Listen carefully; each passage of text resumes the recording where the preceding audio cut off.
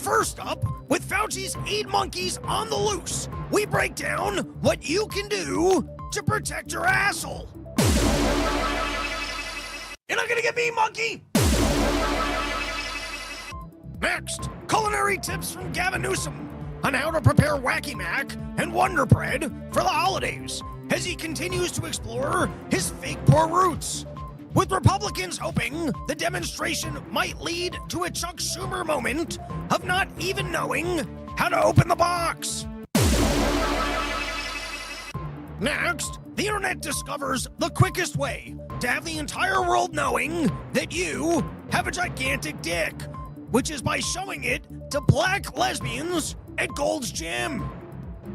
At Gold's Gym, men, grown men with big dicks in the women's locker room. Next, why Bill Gates is saying it's time to warm the planet. Next, we talk to Prince Andrew's kids about being evicted. Oh, father, I want a new palace. I can't live like the paws. I want wealth in new dentures and servants galore. Father, my teeth are falling out. Next, an update on Trump's Gaza ceasefire, the greatest ceasefire ever, a ceasefire so great that it even exists in the presence of fire. And lastly, new claims that nobody in the White House was aware of Joe Biden's diminishing mental faculties has many wondering what Democrats are capable of noticing.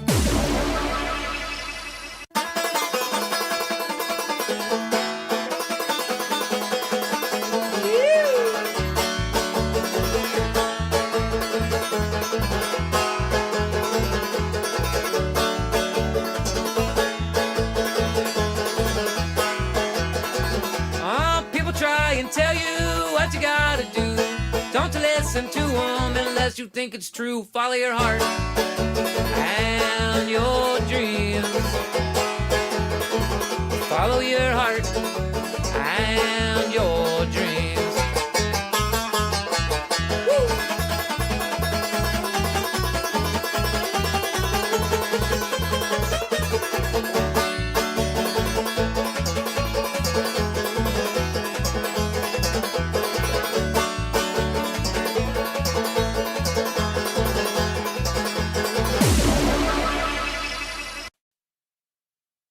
What is up, everybody? Welcome back to a brand new episode of the Run Your Mouth podcast.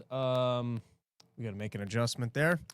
Anyways, I'm seated today because I got too much of the equipment stuff in the car. This place is a trash pit. You can literally see the trash there. But, you know, we're here for the Zora Mamdami victory rice party because the entire New York City is going to be flattened into rice fields, and that's primarily what they're going to be eating. And, you know, we're going to celebrate them for all it is. Listen, off the bat, if for some reason the audio is not perfect, I will re-release the episode and sync it with sound later, but we're going live, and we got to get it done because I'm already back on the road tomorrow, and looking forward to take a little bit of a break. Anyways, yeah, I already see there's some action in the chat, and then we got a whole bunch of things that I'd like to get into. On Express, has anyone addressed the Gavin Wax guy who rattled out that young Republican groups chat looks like Robbie in the newscaster wig? I've not seen that. Shout out to Eric John, pizza artist, who actually made me the pizza strips with roast beef and olives and came out even better than expected. Runaway Slav, Rob, I'm on your team. Don't make me look like a jerk off with this humiliating ritual of tapping, inserting when I could have swiped the whole time. There you go. All right. Anyways, I got quite a bit that I would like to get into, and let's start with this. And I think it speaks to the amount of travel that I've been doing, and I've been loving doing all the stand-up shows. I actually wish that I had more on the docket. I feel like the material's really cooking, coming together, and I am as sharp as I've ever been. The last 2 weeks of shows were an absolute blast, but as I'm already starting to think about 2026 and the changes I have to make in my life, I think one of them is I just have to start getting mad at things sooner, because I really try and keep my chill and then save it for the podcast. I take little notes of all the things that are irritating me, And then I relay it to you guys who also have to get out in the world and interact with all these idiots, which is really why at this point I'm just advocating for more artificial intelligence and to let the dumbasses die off of natural causes. I really think that that might just be the best way forward for humanity at this point. But I've noticed that the universe seems to enjoy, I almost believe that there's a higher power that enjoys when I George Costanza out and I spaz and I get really annoyed. And so what the universe does is it likes to constantly poke at me until I get to the breaking point, and then it leaves me alone for the day. It's like the universe wants one good autistic spaz out, and once it gets it for me, it's like having an orgasm. How many times can you do in a day? It's like the universe just wants to watch me spaz once, and then it leaves me alone. And I'm noticing that, you know, sometimes the spaz doesn't even come till 2 a.m. because I kept it chill all day as things were irritating me. And then it's finally the one last thing when the GPS messes up. And after, you know, trying to get your hotel at 2 a.m. for a full day of travel, it doesn't let you know that there's an exit. And then you're yelling at Menuhin, who's also just been keeping it pretty chill all day. And it just kind of, I'm starting to realize that maybe if I just got mad at the first thing that annoyed me, the universe might not throw more bullshit at me. And that I actually think that there's some sort of a higher power that gets amusement out of me losing my shit and will consistently poke at me until I lose my shit, which leads me to believe that maybe I just have to lose my shit sooner.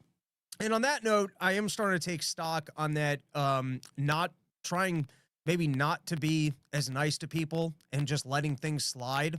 Because, you know, there's a lot of bad businesses, and I don't know what happened in my childhood, but I was trained to just be nice to people, and it doesn't seem to be working as an adult, where you just try and be easygoing, charitable, generous, and just generally nice. And the rest of the universe just so, you know, one of the big things on the road is just trying to find food that won't poison you. And you guys don't travel as much as I do, and you have stronger stomachs. You probably don't know what I'm referring to. And I was out in New Hampshire and, you know, woke up, hotel breakfast. I tried the eggs there and I was like, this is going to poison me. Menuhin had the same thought of this is fake food. The hard-boiled eggs didn't taste like what a hard-boiled egg's supposed to taste like. And you're like, all right, listen, I'll just eat later in the day. It's no big deal. And I go for a run and there's like a deli right across the street from the path that I was jogging on.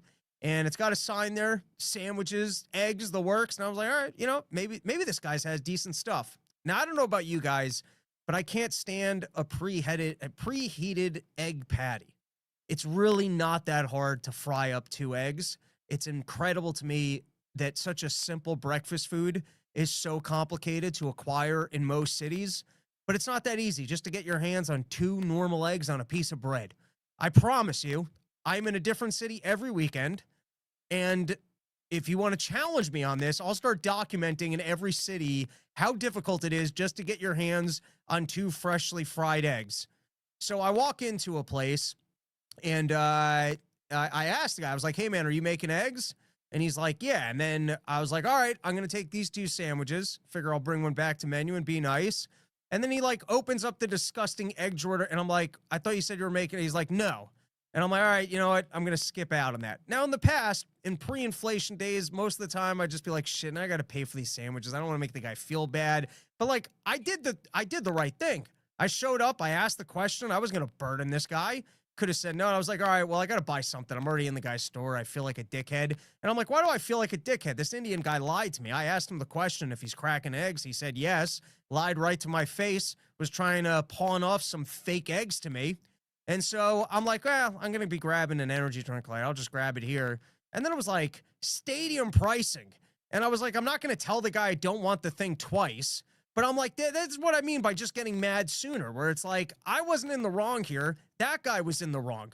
And then on top of that, I've noticed with irritation, sometimes, you know, people, they like to, you know, I like to be agreeable and I like to get along with other people or hang out with other people that are generally courteous and not looking to impose on you, but to make sure that they're being gracious and not being annoying. But there's a lot of people that have been wired differently. They've been taught, don't ask for permission, ask for forgiveness, and they're imposing people. They're the pokers that I'm talking about that the universe sent to see how much they can annoy you, where they just want to see every relationship to them is to see how much they can get away with and how many lines they can cross. And if they cross too many lines and you bark back at them, they go, oh, okay, that was the line. And then they go back to retesting. I don't like being around those people. And so, for example, I've complained about my neighbors in this building, and they frequently leave giant piles of trash outside my door. And then I get annoyed because I'm like, when did I become a grandma where I care about like, I need to walk into a nice office? It doesn't matter. It's a hallway. I don't spend time in the hallway. But every time I show up, it does annoy me. I'm like, why do I got to see this pile of this guy's trash right outside the place? And now, right now, he's got like an empty, dirty, it's not even empty. There's just a dirty water bucket mop thing out there. And you're like, all right, that crosses the line. I don't really want to be in my office smelling your dirty mop water.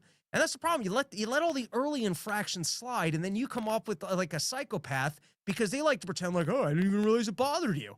And it's like, buddy, you've been testing the line. You just pushed it to the point now I got to say something. I'm like, why didn't I just say something sooner? So anyways, I got to address that one. But I do have just one more general feeling about businesses and customer service. And it just falls into the same thing of like, why are we the ones feeling bad? And how do we put more of the shame on them and get mad sooner and actually correct some of these irritations that every business on the planet is throwing our way? Thank you, Jack Burden, with the egg gate. I agree with you. It's psychotic that as you cross this nation, it is so difficult to get your hands on 2 normal eggs. But anyways, I was staying at a hotel in New Hampshire, a Marriott, a fine Marriott, whatever the hell it cost a night, $150, whatever it was. A normal brand of Marriott's. And when we checked in, the guy could only give us 1 key. And it was already 2 a.m. after I was like, there's 2 of us. We can't get 2. He's like, I only have 1. I was like, all right, I'll come down in the morning for another. Because you really don't want to have to coordinate with the front desk if you got to take a shit. You don't want to make sure the other guy's in a room. You're an adult. It already sucks to have to be sharing hotel rooms as an adult. It's not the most pleasant thing, but you get through it, you know? It's part of life on the road. Slinging tickets for porches. You're sharing rooms. It's particularly annoying when the other guy wakes you up at 6 a.m. or you wake up at 8 a.m. You want to get work done. Doesn't matter. Listen, it's not great as an adult when you got to share hotel rooms. And then I go down the next morning to try and get a key, and they gave me this whole thing about how the keys aren't turning off, and so there's a security risk. They can't give out more keys, but there's always going to be someone at the desk to let you in the room. And I wish I was still the high school version of me, because the high school version of me would have taken my group of friends and been on a 15-minute rotation of going back to the desk and telling them that you got locked out of the room until they finally just gave us a sec. I would have been like, all right, fine. You guys are always going to be here, and no question, you'll let us into the room. I would have Rick and Morty that stuff, all right? But now, you just try to be a nice person. But there's like just something to, if you messed up as a business, and you know that you've messed up as a business, because the guy apologized. He's like, listen, I'm on the front lines here. No one's happy with me. I don't want to have to be going up to the rooms. There's nothing I can do for you. Email Marriott. And then I laid off. Not that I was giving him that hard of a time. It's not like I was yelling at him. I was just trying to figure out why they couldn't grant me a second key. But it's like, I didn't check into prison. I don't want to find the warden to get in and out of my cell. You just want a key so you can get in and out of the room that you paid for. Not unreasonable. And if you can't provide the 2 keys, the way to do it is to be like, listen, we fucked up. We charged you for a room, and we can't actually provide you with the normal things for a room. So off the bat, we're not going to pretend like this is normal. We're just going to apologize and go, we are sorry for inconveniencing you. And on behalf of inconveniencing you, and then you give me a bullshit trinket. You go, here's a free cookie. Here's a beer. Here's a 10% off. And I'll never even use the thing that you gave to me. But it's just that little thing where you don't just pretend like it's totally normal and it's my fault that I want 2 keys. You got to go through 2 different people at 2 different processes to finally, and then you got to poke at them a little bit to be like, I don't get what's going on here. And they just treat you like you're the asshole until finally you press enough time that they're like, oh yeah, but they never apologize. And what happens to that thing of just like, we're sorry we messed up. Here's 25% back. Here's a coupon. Here's a chocolate. Here's something as a token of we know that we are irritating you for absolutely no reason other than we're not actually doing the service that we charged you for. Anyways, episode is brought to you by YoKratom.com, home of the $60 kilo, only place in the entire world that you can get an entire kilo of Kratom for just $60. And got a couple other things to get into, then I will dip into the comments. But firstly is it's the last weekend of porches. If you guys live in Jacksonville, Savannah, Charleston, or the New Orleans area, I got shows this upcoming week. I'm doing one more run of headlining shows at Steamboat. If you want to come out and ski with me, I will be there. I think it's December 19th and 20th. And then the 21st, I'm going to be doing a day drinker from Inga's Lounge. And then I also got one gig left on the year, which is closing out the year with Sam Tripoli. I would like to be doing more shows. I'm just burnt out on traveling and coordinating the shows. So hopefully I'll get up a little bit more locally. But if you have not already, please subscribe to the Robbie the Fire channel. I'm going to be dropping a lot of stand-up from this past year. I did something a little weird. I was hoping to put out a new full hour at the end of this year, and I could have made a push, but there's some stuff that I wrote in the last 3 months I think is the best stuff I've ever done, and I realized I might as well tour with it next year, and because I didn't do it on most of the shows, and see if I can make that even better. So I'm basically just trying to put out all the topical stuff from this past year, which was working all year, but it's kind of, news stories. They only last so long. And I filmed it in California. It was a good show. It's not the best show I've ever done. We had 30 people out there, but I have put together a very weird format. I would call it Rick and Morty meets Louie. And so there's going to be 2 separate Porch 1, Porch 2, actually different titles, and then a whole bunch of other just stand-up clips from throughout the year of dates that I've done without actually putting out any clips from. So if you guys like my stand-up, please rate, review, subscribe to the channel. And then just one more thing, we're done with the censorship era on the internet from COVID and other topics, which is very nice.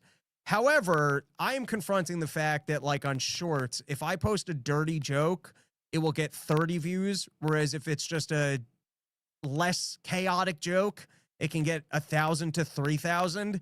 And I'm not going to stop doing the content that I want to do. However, all of these platforms basically just put it on mute if it's offensive jokes, which I don't even understand. Like, I guess I kind of understand it if it's the political topics that they're not interested in. But if something's just a stupid, filthy joke, I don't really understand why the algorithms flag it as it's like, I don't work at Comedy Central here. There should not be. And the channel's not even monetized. The fact that you got to try and change your content to make it more neutral because there's still censorship that downgrades it is pretty, I'm just going to say irritating. I don't really know what the workaround is for it. So I do ask you guys organically to do a little bit more to share the content. If you like one of the shorts, email it to friends, send it to friends, text it to friends. I'm just telling you, any of the more offensive jokes, the algorithm basically just shoves directly into the garbage and is seen by virtually nobody. So if you guys appreciate what's going on in the intros, if you've never rate, reviewed, subscribed on Instagram or otherwise, please do so. And that's enough random chatter. Let's take some topics and get into the news, because I do have quite a bit that I'd like to get into.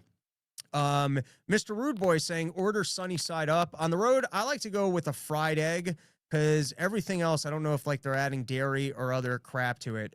Mike Tucker, audio sounds good here. Good morning from Okinawa, Japan. Wow, that's exotic. All the way out in Okinawa. All right. I didn't realize I was getting that far out into the world. Mike Tucker, agreed on the eggs. They use pure cooked pancakes too. Not pre-mixed batter, pre-cooked. Shameful. That is shameful. It's like breakfast is not that complicated to make good breakfast. What are we doing here? Let's get it together, country. Where's the president on this one? Make eggs great again. All right, now let's get into news topics. Producer man, if you could put the thing up on the stage. Let's see what we're working with here. That's the wrong thing. We don't need that. We can take that down. We can go to this. I'm not seeing this. Here we go. Here we go. All right, let's get into it. What do I got? I got a bunch of things that I just wanted to explore quickly. Some quick snapshot topics for all of you guys. No fancy slides, none of that stuff. Everything's all backwards here. All right, so let's start with the Supreme Court tariffs. And it's another example of something I've mentioned on the show multiple times, which is our Supreme Court and judicial system makes absolutely no sense. They need a secondary Supreme, because, all right, here's why it makes no sense, is that you can enact your agenda. There's no penalty if you get it wrong. And then it's like a year before it gets to the Supreme Court and they tell you you can't do it. And so instead, when you want to enact a policy, instead of having your lawyers that will go ahead and basically be like, well, I don't know if we can do this, but we can argue it, so you might as well do it and see if we get away with it. Biden did it with not being able to evict people during COVID. It happens all the time. And so they stretch what their powers are, and they go, hey, eventually we get to the Supreme Court. And then the Supreme Court, they are an odd branch of government because, unlike every other government branch of government that wants to exert as much authority as it can on us, the Supreme Court, as much as possible, wants to stay out of things and be like, that's for other people to decide. And then sometimes it goes even farther where they're like, I don't know if you can legally do this, but you've already been doing it, and we don't really want to get involved in the policy, which that's wild. That you can do so much of something that unwinding it is bad, and then the Supreme Court's like, I think we got to stay out of this one, because they just kind of don't want to have a heavy hand. And so now you've had Donald Trump's been doing 6 months on and off tariffs. The way I'd understood it originally was that he couldn't use emergency powers for sweeping tariffs, but he could do individual tariffs. And while I don't agree with the tariff policy, and I guess I've seen arguments that it should be in the hands of Congress / when Nixon did it, it was post gold standard. And even those, you got to correct me on this one because I really just skimmed it, but I think even those got struck down. But it's amazing that if he's been running with this thing for 6 months and it just turns out to be illegal anyways, that why did we have to go through the whole charade of it? So I just think structurally our Supreme Court system is rather stupid. All right, now let's get into the Venezuela, Nigeria situation and the sending the Patriot missiles over to Ukraine. It does not seem like the Ukraine war is de-escalating. We can go back to what I said at the beginning of the Ukraine war, that when China and India didn't back us and we couldn't bully them into it, the thing was over. Now, when Trump got into office, I was like, this minerals deal, everything else, just stop sending them military gear. It'll be over. That's it. Just quit sending them supplies, force Europe to go pay for it, which they don't want to do, and that'll be the end of the thing. But of course, they just keep wanting to go with it and be a strong man. And now Donald Trump, he's talking about, you think he should get involved in Nigeria? What do you guys feel about that? And now all this talk about Venezuela. Now, I'm hearing from some of the experts that I like to follow that the Venezuela thing is not just about oil. And so, listen, this is real surface level. I'm just going from the gut on this one. I think that there's a Russia-influenced storyline in both Africa and probably in South America where strongman Donald Trump is being talked to from his advisors, and they're pretending like the Russia war thing is still winnable, which maybe it is. Maybe give us the pitch that, listen, Ukraine people are all going to die. They're going to lose their country, but we will have bankrupted Russia and we will have bogged them down so much that we were able to flip Syria and we were able to keep them out of resource-rich areas in both Africa and Venezuela because we're purely imperialistic. We're running an empire, and this was our ability to grab these territories and ensure that we would have access to these resources. Maybe I'm giving them too much credit, that I think behind the scenes there's actually a geopolitical play here, and they think that they're taking advantage of the Ukraine situation. Nobody's selling it that way. Nigeria is apparently over what's going on with Christians in the area. Venezuela is apparently over the fact that no one in this country can get good jobs, and so they're all doing fentanyl. And apparently the Venezuela is the worst offender of having our people on fentanyl. I mean, all of these stories are bullshit. I wish they could just give us the real story.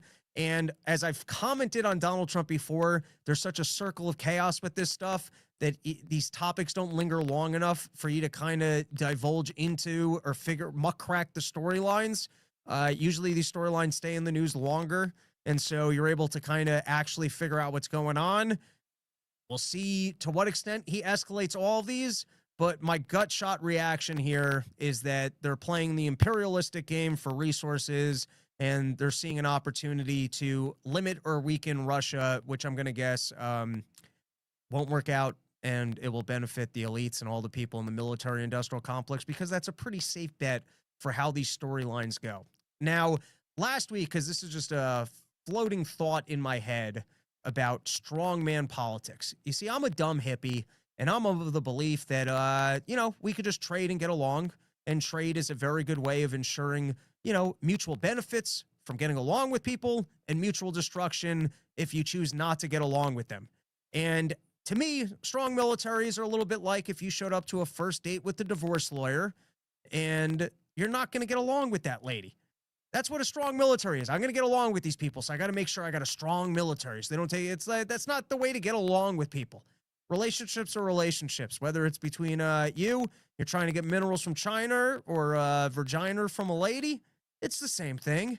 But every country seems to have this idea that if I'm not super strong and take advantage of them, they're going to take advantage of me. And I think where people end up losing the long run in this is, I'm sure you guys have all friends who are aggressive gamblers and they keep going all in. They keep going all in. If you ever play poker with those people, they win a couple hands. They'll take a couple of suckers off the table. They get more confident in playing aggressive. And every time I've ever played, those people always end up losing. And last week I did that dumb Napoleon sketch. You can go watch it. It was kind of funny about the drummer boy because I was bored on a plane. I was watching clips from that movie. And then I decided to briefly read a recap of the Napoleon Wars because I'm fairly uneducated about history. But I feel like that's a pretty good example of the problem with nations when they're imperial and they're like, I just have to lord over other countries, is that at some point you get a little bit too cocky. You start picking fights you can't win. You spread yourselves too thin, and then you bankrupt your empire. You're winning, and then you end up in Russia, and you're like, I can't lose this thing. And then you lose 60% of your military to the winner. Or in our case, you win World War II, and then you're like, hey, let's go kick some ass in Vietnam. Let's go kick some ass in North Korea. Hey, let's go spend 20 years in Iraq and then Afghanistan. And then you're like, shit, we spent all the money, and we didn't actually win anything. All right, now let's move on to our next quick topic, which is Jack Smith. And the polar ice is worse than Watergate. And Republicans, can you actually sell a story? I mean, if what they did of getting wiretaps on all of you guys, and maybe it's just that the media is so left-wing that they did a better job of talking Russia collusion for 2 years and that Donald Trump's a Russian asset. But first, you guys were going after the Bidens for all of their criminal behavior, and you came up with nothing compelling, and nothing happened. I don't know what the Bidens were actually doing out in the Ukraines or what the Hunter Biden scheme was, but they got away with it. And you really didn't convince the general American people to the criminality of the Biden family. And now you've got where they clearly were weaponizing the Justice Department to go after Donald Trump. We all clearly saw that. And now you apparently got this storyline of the overreach to the extent that they were wiretapping or taking the phone records of all these Republican senators. Are you guys actually going to do anything with or sell this story? Is anyone going to go to jail? Is anyone going to lose their job? Are people going to get pulled in and have to do anything in congressional hearings other than be allowed to just sit there and lie through their teeth? It seems like the Republicans just do not do a good job of actually, selling these stories or prosecuting Democrats. The Democrats are better at whining and complaining and making it look like the Republicans are evil. All right, now let's take a look at Mamdami, who just won. And you've got this 34-year-old non-American socialist who managed to become mayor in New York City. And what am I doing wrong in life? In addition to getting mad sooner, I got to start getting into the universe and just lying a whole lot more. Anyone want to back a campaign? I'll start campaigning on the whatever you need campaign. The Jewish Socialists of America, whatever you need, we're not sending it to Israel and we'll give it to you instead campaign. We get interest-free loans for everybody so you can start your business. The whatever you need campaign. You just show up to events and you ask the crowd, hey, what do you guys need? I'll get you all of that. No problem. What do you need? I'll get it done. You want a free bus ticket? I mean, how pathetic is it that they managed to bribe New Yorkers with free bus tickets? The lack of imagination of New Yorkers and how good their life is, that a free bus ticket got them to vote for a socialist. This is the problem if things get bad enough or there seems to be such a lack of economic opportunity, is that people start getting suckered by socialist or I would say white nationalism, where they're just like, well, we got to try something new. At least this guy is willing to say that he wants to represent my interests, and I know everyone else is lying and stealing from me all the time, and this entire game is rigged against me. So who do I have to group up with that's going to go steal from the other people and give it to me instead of giving it to other people. Anyways, Donald Trump, I think his policies, he's got time till the midterms to, I guess, get those factories open from the tariffs and to get us out of all these foreign wars and to at least make it seem like there's economic opportunity and economic prosperity coming your way if you just want to stick with the Republicans.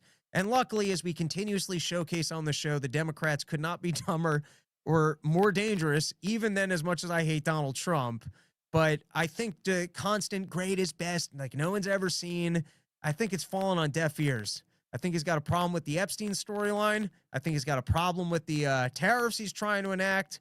And listen, we'll see how it all plays out. But, the fact that a straight up socialist could get elected mayor in New York City, which I guess what we can all hope for at this point is that he enacts all the policies that he's looking for.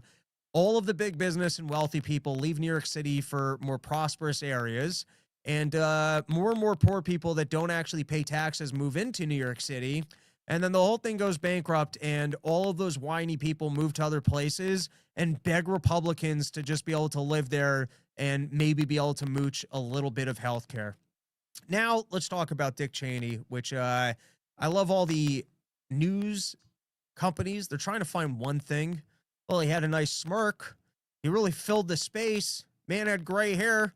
But for every company or article that I've seen that is trying to sell Dick Cheney to us all these years later is anything other than the man that corrupted our empire, who saw an opportunity in 9/11 and then decided to spend as much money. I mean, you got to realize, or at least from my memory of looking at charts of government spending, the Republicans under Bush really kickstarted overspending policies, and it was in pursuing foreign wars of what, now that it's 30 years later, have we paid? Well, I guess we haven't had any terrorist attacks. Maybe Dick Cheney was right. We haven't had a terrorist attack since 9/11. So maybe that was the best money we've ever spent, everybody. Or maybe we really blew up our empire as we showcased, oh, look, government can spend all this money and there's no problems. And then you just keep getting inflation and more people being like, well, you're spending all this money on these dumb wars. So give me some free healthcare. Give me some free this. Give me some free this. Talk about the road to socialism, just increase government spending. And isn't it disgusting that when someone as horrible as Dick Cheney, who amongst the general public has anything but horrible thoughts for Dick Cheney? And the fact that, I guess there's some sort of a feeling that just because he was a government vice president of influence, they still have to figure out how to praise him because, it's like the monarchy of government, and that they don't want to admit how evil and terrible government is. And so they still feel like we need to be respectful towards the government officials. And to me and to you, we should all agree that that's a little bit disgusting. When someone is as horrible as Dick Cheney, we should be able to be like, that guy's dead. He was the worst thing that ever happened to our country. And maybe for these other narcissists that want to pursue life in government, they get afraid of the horrible articles that will be written about them on their deathbed. Because no one likes it if when they're dead, everyone's like, ding dong, the witch is dead. Nobody's looking for that. That might actually scare some people into, oh, can I actually leave a private company and then funnel as much money back into that private company, basically go underground for 20 years because everybody hates me? And then the news and media, they're still just writing nice stories about how great of a world leader Dick Cheney was. And they'll speak to all the positive things about him and why. Why do we so need to keep this illusion alive about how wonderful government is, that even when reprehensible individuals are there and they enact terrible policies amongst all of us that still influence our lives to this day, these news agencies still have to find any angle that they can to celebrate the guy. All right, let's thank another one of our sponsors, sheathunderwear.com, greatest underwear that's ever graced the balls of man. And I still got my original pairs. You can use promo code RYM. You can get yourself 20% off the greatest underwear that's graced the balls of man. I got to give Bobby the Bank a call, see what kind of Thanksgiving action they come over your way, because I can recommend that as the holiday season rolls up, buy Sheath underwear for your loved ones, or, if they got crazy sales going, I recommend stocking up, which I will be doing as well. All right, let's take some comments. Mike Tucker agreed on the eggs. Oh, I already read that. I already read that comment. Robbie, being a libertarian would be dead set on having squinty girlfriend slash, I don't know what I'm reading there. Jack Burton, cute that you think we still have a Bill of Rights and a Constitution. Fair enough. Mike Tucker, plenty of ancient mystical porches and space age toilets out here in Japan, man. Just saying. Listen, you know, I can't. A lot of my stuff did not even work all that well in Canada because I have a few too many. I got more stuff now. I got a half hour that's not political, so I'd play. There would just have to be real money in it. If someone wants to sponsor a Japan tour so I can have my ass cleaned by the robotic toilets and come back and let people know that there's a better way, I would be willing to do a weekend in Japan. It would be interesting to do. Walk around in a geisha or whatever people do out there. I'm sure to the extent that I freak out, even traveling America and did not like Mexico, that, you know, people love seeing other places. I like being in America, man. I'm still an idiot that way. Runaway Slav, serious question. How can Zoran be labeled anti-Semite when approved by so many New York City rabbi coalitions? Why are you asking me this question? Did I ever say that Zoran was an anti-Semite? Is that something that I've said on the show? Why do I get to answer for what other people are doing? How is that relevant to anything I've said on the show? Those who opened the gates of Toledo, Constantinople, and Vienna are doing the same in New York City. How about instead of being cunty and asking me questions, if you have something to say, just say it and don't ask me riddles. You could say, this is the better way to do that, Runaway Slav. Here's the problem with Zoran that nobody's mentioning, is that he's actually working with this group of people, and here's the agenda he's looking to enact. As opposed to asking me some riddle as if I'd made a statement that I hadn't made, and I have to defend some position that I never took. Anonymous at Runaway Slav just saw a pic of a meeting with Soros' limp wrist son. It's all a joke. All right. Here was a Wall Street Journal opinion article. Dick Cheney made the most of the vice presidency. He was a champion of free market and conservative values during his long lifetime of public service. This guy, I think, actually worked with Dick Cheney, but it's just unbelievable that, you know, I'm still reading articles as if this guy was a great person. All right. This is from The Hill. It's what I mentioned earlier, that at least, I don't know if it's happening, but the Pentagon has approved sending the Patriot missiles, which are a more offensive weapon, over to the Ukraine. And then, of course, Trump threatening military action in Nigeria in defense of Christians, which I don't know. How do you guys feel about, you know, fighting a foreign war on behalf of Christians in the area? I guess it's the circle. Well, we're doing it for the Jews in Israel, so shouldn't we be able to do it for the Christians? And if we're doing it for this people, shouldn't we be able to do it for this people? And if we're going to do all that, shouldn't I at least be able to have free healthcare? It just seems like more escalating tensions, and I'm willing to bet that there's some other agenda than just protecting nice, righteous Christians in the area. All right, let's turn it over to some random clips that I came across, and here we've got the old head of the CIA really flexing his muscles, doing some chest poking, and I'll roll the clip and then we can give some comments. Here we go. Why didn't you remember on the Hunter Biden letters? Why? Because I think, and you misrepresented that. We never said it was disinformation. We said it was Russian influence operations, which is what they do. There's a big difference between influence operations. No, you don't know that. Yes, Comey knew. Comey knew. The literature said it had all marks. So firstly, I love just his general walk where he seems to waddle like a penguin. And now, do you guys think, is that the least or most threatening chest poke you've ever seen in your life, where it's the least threatening because it just seems a little effeminate, and that for the head of the CIA, just like the way they play spy bosses in movies, is this ever what you would have envisioned? Sometimes I wonder if it's a psyop of showcasing evil characters that are so different than what evil actually looks like in real life to kind of throw us off of their trail of what we think evil is supposed to look like. And then sometimes, just because like you would think the brilliance of what it would take to run the CIA, you wonder, is this guy secretly very brilliant and comes off like a bit of a goofball? Or we're completely misled about even the people who run the intelligence agencies, where this guy's just a total bozo. Then you also got the element of, if he's got so much power, he's just not used to having to actually be addressed or be threatened. But back to my original question, is that the least threatening chest poke ever because this guy can't do anything? or the most threatening because you might wake up in some foreign property that's not even in this country with no trace of your bank account, family, or any other information whatsoever, and then be getting hunted for sport and be like, what, you think you're going to talk to me at a party that way? You think you're going to talk to me this way?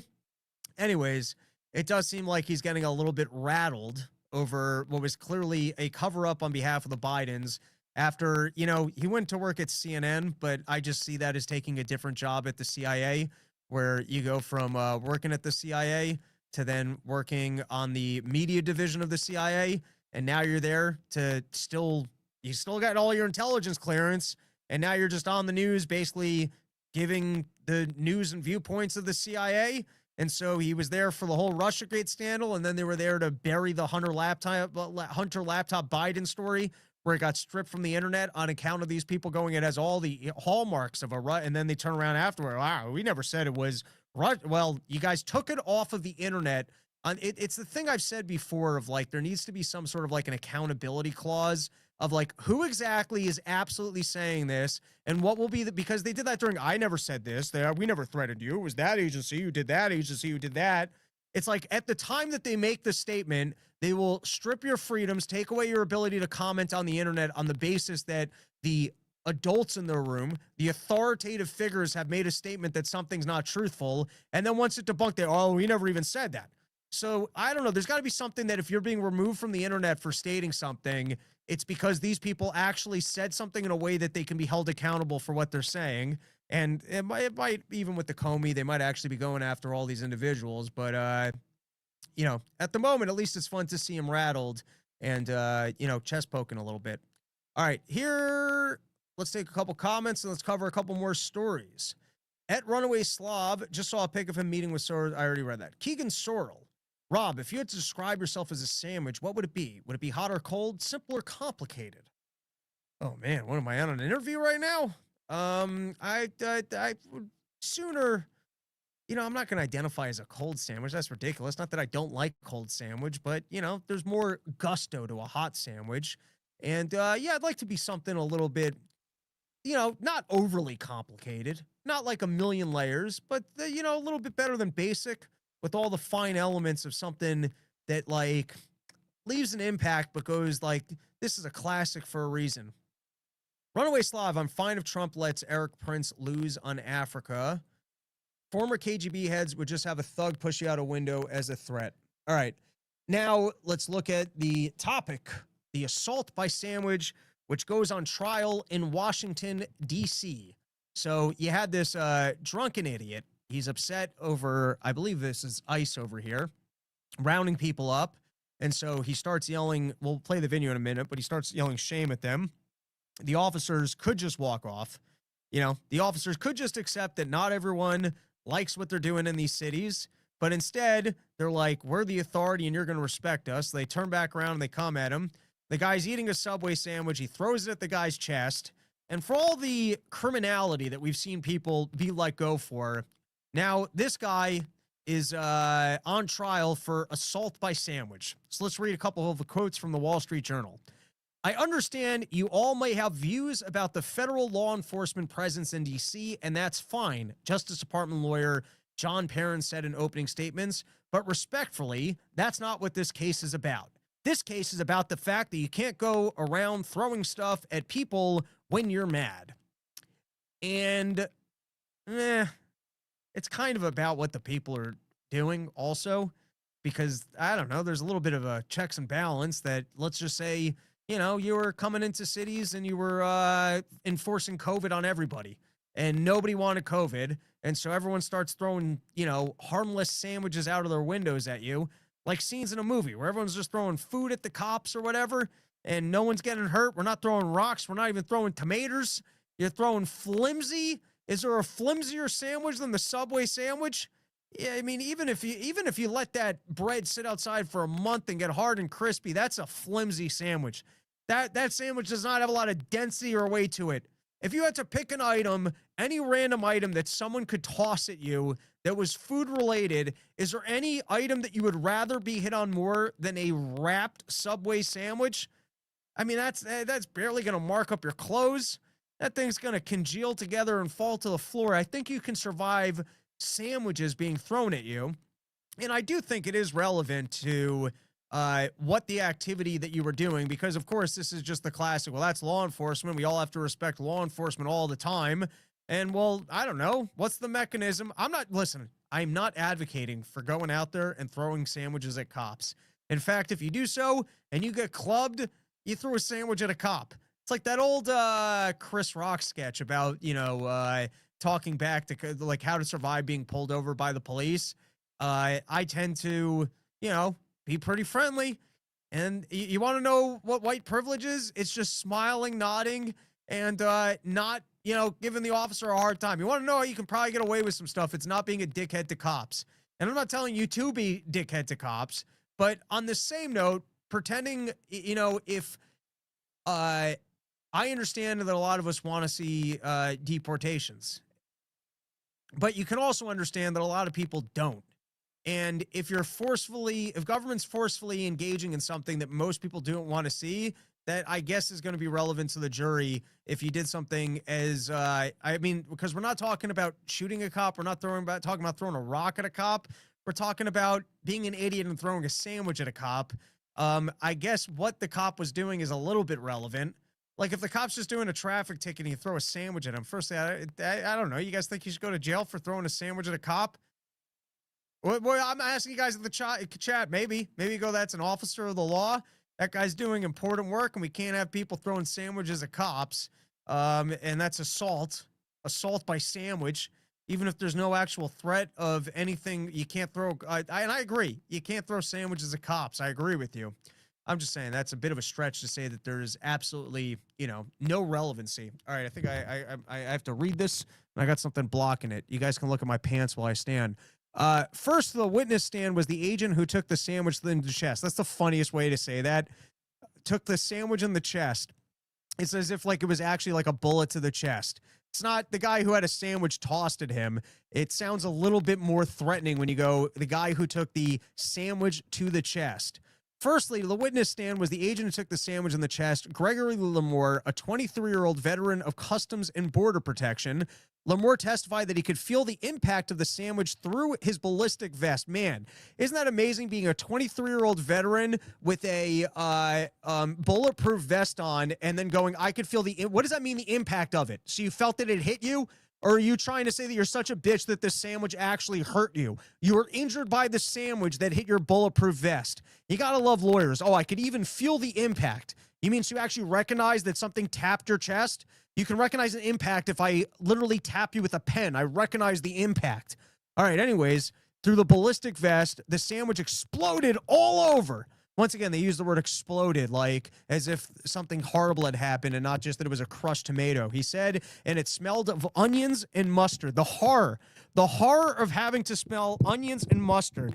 I love this cop. He's like, Subway sandwiches are so reprehensible, disgusting. I mean, if this guy had thrown a quality sandwich at me, I don't even know if I would press charges. But something as garbage filled as Subway, the indignity of that on my work day while trying to deport people, I had to smell onions and mustard. What is this guy putting on his sandwiches? All right, and here, now we can actually roll the tape. Roll the tape, producer man. Shorts allegedly yelling at federal officers on 14th Street in D.C. Y'all laughing, but that's the truth though. Moments later, video appearing to show him crossing the street, screaming. So firstly, listen, you should be allowed to yell shame, and the officers don't have to come back over and escalate it. You could just keep going about your day and realize, all right, I am an officer, and not everyone agrees with what I'm doing. And this guy's a drunk idiot. I can't imagine I would ever get along with the guy in the pink shirt. And if I was standing on that street, was aiming, I'd be like, "Ugh, come on, guy." But you should be allowed to yell shame at a cop, and I don't think the cop needs to come over and do that thug thing of like, "I'm an officer. You're gonna respect what we're doing. What I'm gonna do is you're gonna like what I'm doing. I am here to lord above you, and you are gonna respect the authority of what I'm doing." All right, and so they do kind of escalate it, unless this is out of order and the guy was in his face first, then he was yelling shame afterwards. But it seems like the cops were on the other side of the street. They're yelling shame at him, and then the cops come over. He's holding the sandwich, and here's where things get heated. and he gets mustard and onions on the guy. Screaming just inches from a U.S. Customs and Border Protection officer's face. Hey, Daddy, let's go get him, bro. Let's get And him. then appearing to hit the officer in the chest with a foot-long That's got to be the worst thing to go to jail for, and the officer in court being a bitch going, I could feel the impact and smell the mustard of the onions. I mean, look at that. The thing basically stayed in the bag officer's anyways. face. Hey, Daddy, let's go get him, bro. Let's get And him. then appearing to hit the officer in the chest with a foot-long Subway I could sandwich. feel the impact on my bulletproof vest, and I could smell onions. Put this guy in jail for life. Mike Tucker, mostly peaceful lunch. The sandwich is a marginalized victim of society. It's the voice of the unheard right. Runaway Slav, have fun at Skankfest NOLA. I won't be making it this year. Do drink irresponsibly. Thank you for your blessings. This is a BDSM fantasy of Zach Amigo getting sandwiches thrown at you. Not sure I followed that one. All right, I think I have one more topic here. All right.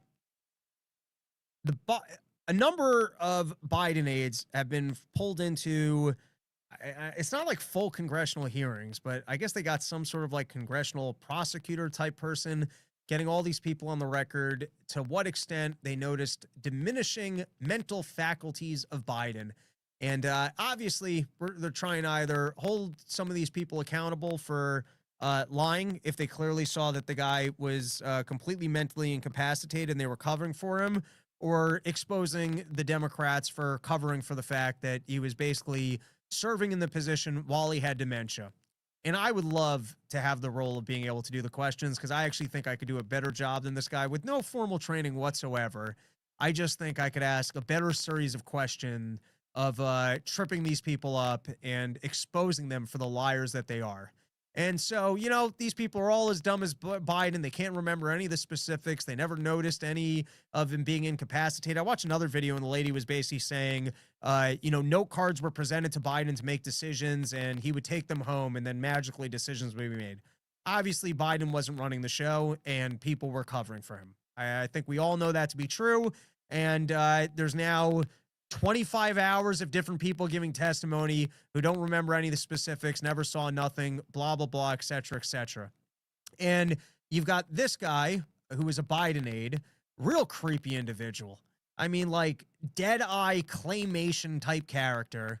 And I want to play this clip because I found this clip to be somewhat telling, because he's talking about censoring media agencies or not giving them access in response to bad coverage. But of course, he frames it as reporting that lacked context or lacked truth, but context and truth as defined by him, which essentially includes, hey, we're lying and we have a narrative that we're trying to put forward. And so if people are not willing to cover the narrative in the way that we would like to have it, then obviously we're not going to allow these people to cover these topics and we're not going to make it easier for them. And obviously we know that this is the way that the game is played, but it's just like the classic appeal to authority of him being like, well, they're reporting lacked truth in our opinion, or it lacked context. Yeah, but that's down to your opinion. And your opinion was to protect what your agenda was. Anyways, with all that said, we can watch some moments from this creepy guy spinning his side of the story. Roll the tape.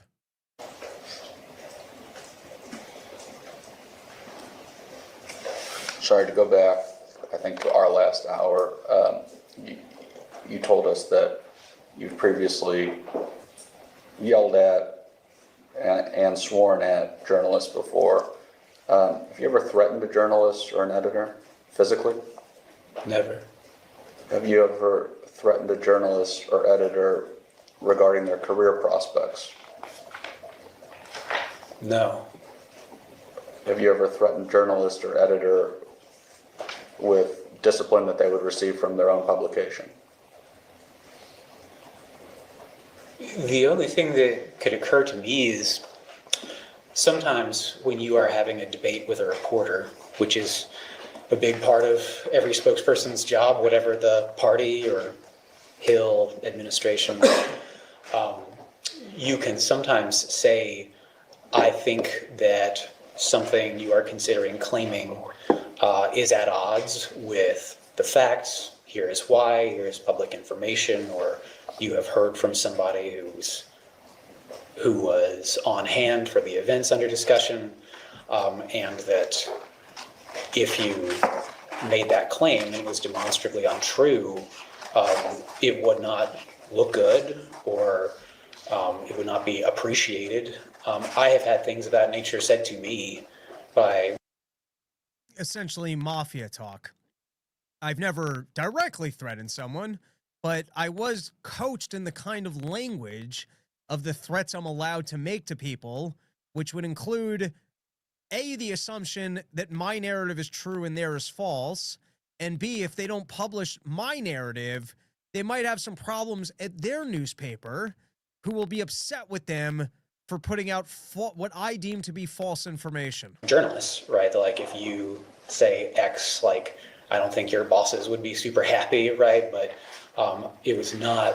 it's not my style to threaten people like that. Have you ever threatened a journalist or an editor with future access to admin officials? Like the AP, maybe? I'm sorry? Like the AP, maybe? Sorry, go ahead.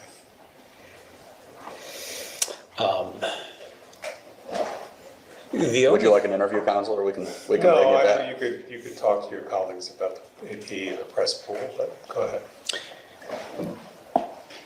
I do think that is a fair point when the current president is suing the Wall Street I'm asking Journal. about you, sir. No, I know, but It's a nice deflection to go, and listen, I'm not saying everything that Donald Trump's doing is 100% above board, but you know, you're here to answer questions, and it's a nice deflection of going, well, listen, I'm not going to answer for my behavior. Well, that's why you're here, you know? The tattletale. Also, can you imagine having to take a phone call from this guy? You're trying to do your job, and this little punk is threatening you? I mean, he does have Chief Lizard or Lizard Army brain, and, you know, look at those eyes and the way he operates. But just imagine taking the least threatening phone call from this guy and being like, oh, no, my life's going to be ruined if I don't listen to dork face over here. Let's continue. I think that if the current president is suing the Wall Street Journal for outing elements Once of his again, sir, relationship I with would ask that Jeffrey you just- Epstein, You may not like his answer, but let him finish. I would ask that he answer my question. Finish your answer. the current president is suing the Wall Street Journal because they detailed that he wrote a disgusting letter to Jeffrey Epstein that said, "May every day be another beautiful secret." And I do not think that anything I have ever done in my life could come remotely close to how unethical that is. Okay, now I would like you to answer my original question, which was, have you ever threatened a journalist or editor with future access or pulling back future access to admin officials? The only thing that occurs to me is It's such a weird, the only thing that occurs to me if someone had demonstrated a pattern of hiding relevant facts. In other words, if someone did not play ball with us and go with our narrative, of course we weren't going to give them more access. But it's such like Nazi interrogator talk, at least from like movies, where it's if someone demonstrated a pattern of doing things well, who gets to decide not truthful? Isn't that censorship? If that's your determination that what they said is not truthful? Or of Because how do you differentiate that between actual truth or just the narrative that you prefer, which can be a lie? being over the top